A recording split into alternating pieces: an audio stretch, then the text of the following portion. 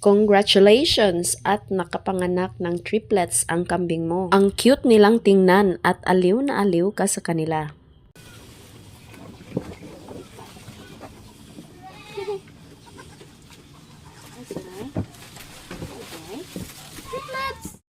Ang tanong, sapat ba ang gatas ng nanay nila? Hello friends! Ang ibabahagi namin ay para lamang sa mga nag-aalaga ng kambing sa kanilang bakuran tulad sa ngayon, meron kaming 4 na inahing kambing.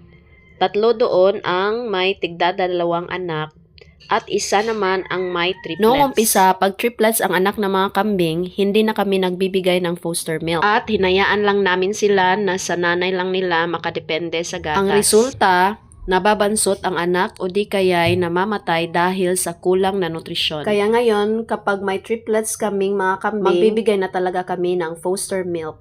Ngayon, ibang karanasan naman. Meron kasing isa sa mga triplets na ayaw talaga dumede sa milk bottle. Kaya gumawa kami ng maliit na cage katabi lang ng nanay nila para sa dumede sa foster milk. Ganito na lang ang ginawa namin para may sustansya pa rin makukuha yung maliit na kambing namin. At iiwan sa nanay yung maliit na kambing na ayaw dumede sa milk bottle. At para naman makapagpahinga ang nanay nila dahil malaki-laki na ang mga anak nito, mga 1 month mahigit na. Bago pa siyang nanganak, malaki yung dede niya. Pero ngayon, parang hindi na magkasya sa mga triplets lalo na't malaki na sila. Ikaw, paano mo inalagaan ang inahin mo?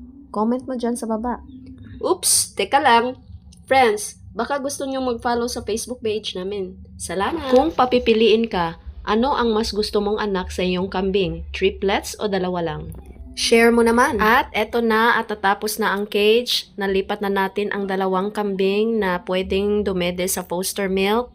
Ito namang isa ang naiwan sa nanay nila para wala siyang kaagaw pag dumede na siya. Palalabasin pa rin natin yung 2 pero siguraduhin muna natin na nakadede na yung isa. Mamayang hapon itesting natin at kung pwede na ba siyang dumede sa milk bottle. At ayaw pa rin talaga niya. Ito namang 2 ang nag-aagawan sa pagdede ng gatas. Kitang-kita sa kanila na kulang talaga ang gatas ng nanay nila. Yan lang muna. Kung umabot ka hanggang dito, maraming salamat sa panonood.